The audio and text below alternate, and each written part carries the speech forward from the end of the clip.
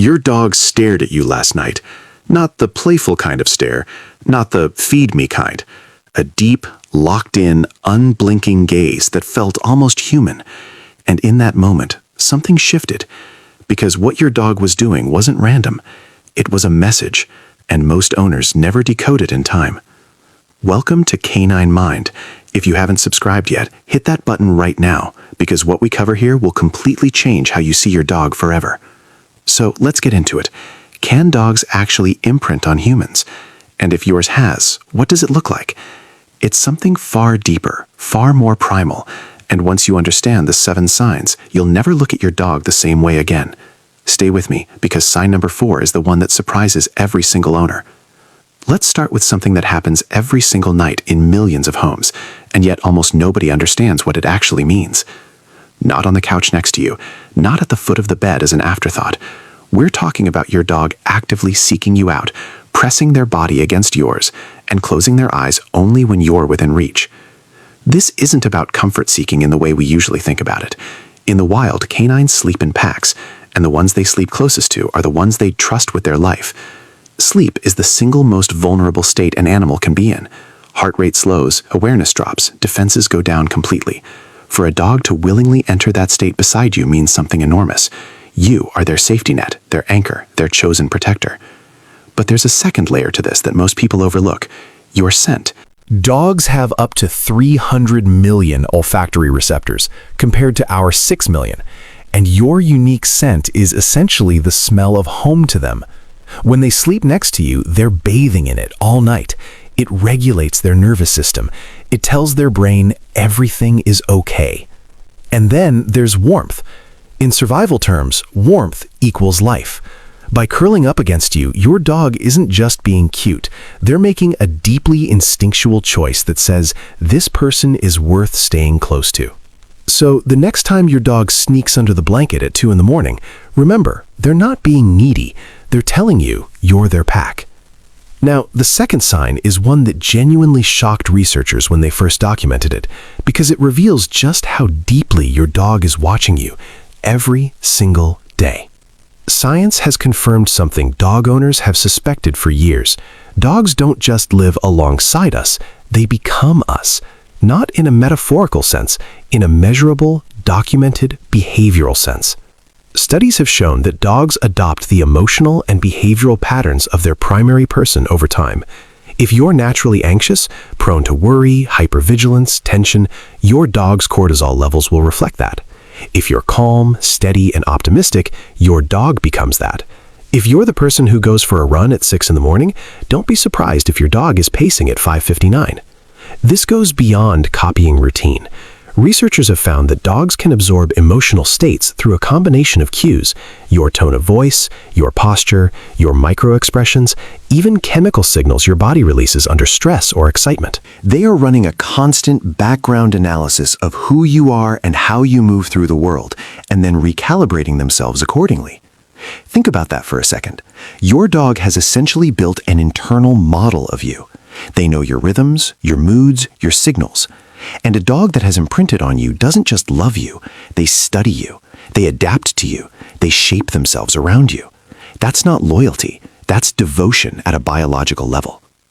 And speaking of biology, sign 3 is going to make you look at your dog's behavior in a completely different way, especially if you've ever noticed that they listen to you differently than they listen to anyone else in the house. You say sit, they sit. Your partner says sit, nothing. Your friend says sit, they tilt their head and walk away. This isn't stubbornness, and it isn't coincidence. It's one of the clearest behavioral indicators of deep imprinting, and researchers who study canine social cognition have found the reason behind it fascinating. Dogs are remarkably good at reading human social hierarchies.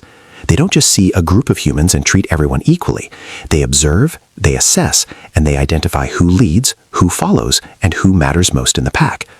When your dog listens to you above everyone else, it's because they have placed you at the top of their internal social map. But here's what makes this sign different from simple obedience training. It's not just about learned commands. It's about the voice, the body language, the emotional consistency you've shown them over time. Your dog has essentially memorized how you communicate, the subtle shift in your tone when you mean business, the way your posture changes when you're giving a real instruction versus just talking. They've built a profile of you that no one else in their life has earned. This selective responsiveness is their way of declaring where their loyalty lives. And if you've noticed it in your own dog, that slight but unmistakable preference for your voice, know that it didn't happen by accident. It happened because you showed up for them consistently in a way that mattered. Now, sign 4. This is the one we promised you. And if you've ever walked in from work and found your dog doing this, you probably laughed it off. But what's really happening is extraordinary. The pile of clothes you left on the floor, your gym bag, the hoodie you dropped on the chair. If your dog is imprinted on you, there's a very good chance they've claimed it. Not because your dog has questionable taste in furniture, but because of something deeply rooted in how they experience the world. To your dog, your scent is not just a smell, it's a full emotional experience. It communicates safety. It communicates your presence even when you're gone. And for a dog who has bonded deeply with you, the moments when you leave, even briefly, can trigger a low-level anxiety response. Your laundry is their solution. By lying in your clothes, your dog isn't being weird. They're self-medicating with the most powerful calming agent they have access to, you. Studies on canine separation anxiety have shown that items carrying an owner's scent can measurably reduce stress hormones in dogs while their owner is absent. There's also a territorial dimension here. Dogs communicate ownership through scent. When your dog lies in your laundry, they're not just absorbing your smell, they're layering theirs onto it.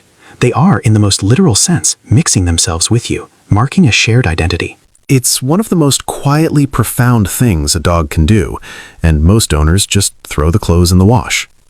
Don't stop watching now, because sign 5 is where things get genuinely emotional, and it involves something your dog does that most humans aren't even capable of. You haven't cried, you haven't said anything. You walked through the front door exactly like you do every other day, but your dog is already at your side, leaning against your leg, looking up at you with an expression that can only be described as concern. How do they know? The answer is one of the most remarkable things about the canine-human bond, and it goes far beyond reading body language. Research published in scientific journals has confirmed that dogs can detect emotional shifts through a combination of visual, auditory, and olfactory information simultaneously. When you're stressed, your body releases different chemical compounds through your skin and breath. When you're sad, subtle shifts in your posture, the pace of your breathing, and even your facial muscle tension all change. Changes so small that most humans would never register them. Your dog registers all of it. For a dog that has imprinted on you, this emotional reading becomes almost supernatural in its accuracy. They've spent so much time observing you at baseline, happy, relaxed, at ease, that any deviation from that pattern immediately registers. They know you're normal, so they know when something is wrong. And what do they do with that knowledge? They come to you. They don't ask questions, they don't offer advice, they don't tell you to cheer up. They simply show up and stay, bringing a toy, pressing their head into your lap, resting beside you in silence. In a world where humans constantly struggle to be present for each other, your dog has been paying attention the entire time. Sign 6 is something your dog does dozens of times a day, and you've almost certainly noticed it. But the reason behind it will completely reframe how you think about your relationship. You're out on a walk. Your dog runs ahead, nose to the ground, completely absorbed in a scent trail, and then stops, turns around, looks directly at you, makes eye contact for a brief moment, then goes back to whatever they were doing. 30 seconds later, same thing. This behavior, sometimes called checking in, is one of the most consistent signs of deep imprinting, and it's anchored in something ancient. Wild canines rely on their pack for environmental information. When one dog is unsure whether a situation is safe, they look to the most trusted member of the group for a cue. Your dog is doing exactly that, except you are the trusted member of the group. You are the pack. Every glance back at you is a question. Are we good? Is this safe? Are you still with me? And every time you respond, a word, a nod, a smile, you're reinforcing the answer. Yes, we're good. I'm here. There's also a conditioning element at work. Dogs who check in with their owners and receive positive responses, even just a moment of eye contact or a calm word, learn that this behavior keeps them connected to the one they love most. So it becomes a loop, a conversation that happens wordlessly, dozens of times a day, between you and an animal that has chosen you above everyone else.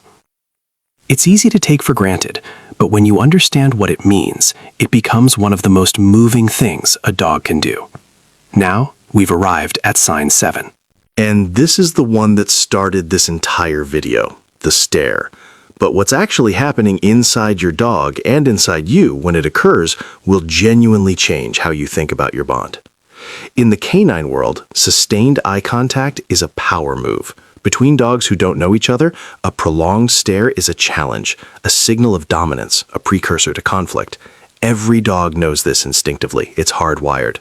So when your dog holds your gaze, calmly, softly, without tension, they are consciously overriding one of their deepest instincts. They are choosing to be vulnerable with you, choosing to communicate affection using a signal that their entire biology tells them to reserve for threats. That is not a small thing, and science has confirmed just how significant it is. Research published in the journal Science documented something remarkable. When dogs and their owners engage in prolonged mutual eye contact, both parties experience a measurable surge in oxytocin, the same neurochemical that floods the brain during mother-infant bonding. Your dog isn't just looking at you.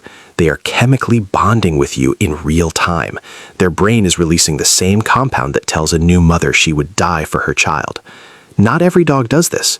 Dogs who haven't imprinted or who are still building trust will look away, break contact, or avoid the gaze entirely. The sustained, soft, relaxed stare is reserved for the person their entire nervous system has decided is safe. If your dog does this to you, if they hold your eyes without flinching, without looking away, you're not imagining the depth of what you feel in that moment. You're both feeling it, simultaneously, neurochemically. The bond is real, it's measurable, and it's mutual. Now, one more thing before you go, and this one matters. Can a dog change who they've imprinted on? The honest answer is yes, it can shift, but not for the reasons most people assume. It's rarely about favoritism or fickle emotion. When a dog's primary attachment changes, it almost always comes down to time and presence. If the person a dog was most bonded to becomes less available, long hours, travel, life changes, and someone else steps in to fill that space consistently, the bond can begin to migrate. Quality matters too. A dog will deepen their attachment to whoever engages with them most authentically, through training, play, physical affection, and shared routine. It's not about who feeds them, though that matters. It's about who shows up for them, fully, on a regular basis. The good news is this. If you've watched this entire video, you're clearly someone who thinks deeply about your dog's inner world. That attentiveness, that genuine curiosity about what your dog is experiencing, is exactly what imprinting is built on. So look for the signs. The sleeping, the mirroring, the selective listening, the laundry pile, the emotional attunement, the check-ins, and that stare. Because if your dog is showing you even a handful of these behaviors, they haven't just chosen you as their owner. They've chosen you as their world. Subscribe to Canine Mind if you want to keep understanding your dog at this level, and check out our next video where we get into the 12 things you might be doing every single day that your dog actually hates. You might be surprised how many are on the list.